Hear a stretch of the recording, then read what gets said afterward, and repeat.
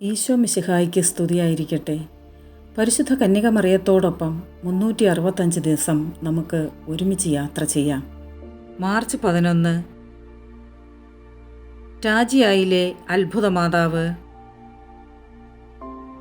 മാതാവിൻ്റെ അമലോത്ഭവ പ്രഖ്യാപനത്തോടനുബന്ധിച്ച് നടന്ന ഒരാഴ്ച നീളുന്ന പ്രാർത്ഥനയുടെ അവസാന ദിവസമായ 1855 മാർച്ച് 11 ടാജിയയിലെ അത്ഭുത മാതാവിൻ്റെ സ്വരൂപത്തിലെ കണ്ണുകൾ ചലിക്കുന്നതായി കാണപ്പെട്ടത്.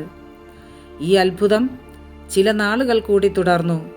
ധാരാളം ആളുകൾ അത്ഭുതത്തിന് സാക്ഷ്യം വഹിച്ചു. ഡോൺ സ്റ്റെഫനോ സെമ്മറിയ എന്ന പുരോഹിതൻ അത്ഭുതത്തെക്കുറിച്ച് മെത്രാനെ അറിയിച്ചു. മെത്രാൻ ടാജിയ സന്ദർശിച്ച് അത്ഭുതം സ്ഥിരീകരിക്കുകയും ഏകദേശം 120 പേരുടെ അനുഭവ സാക്ഷ്യം ശേഖരിക്കുകയും അത്ഭുതത്തിൻ്റെ അംഗീകാരത്തിനുള്ള കാനോനിക നടപടികൾ ആരംഭിക്കുകയും ചെയ്തു.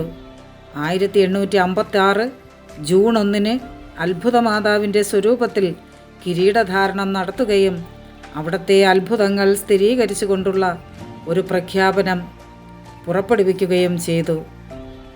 മാർച്ച് 11 ടാജിയായിലെ അത്ഭുത മാതാവിൻ്റെ മധ്യസ്ഥ തിരുനാൾ ആഘോഷിക്കുന്നത്.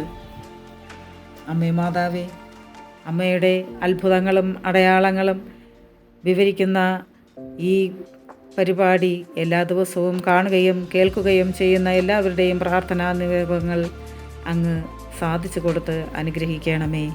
Ave Maria.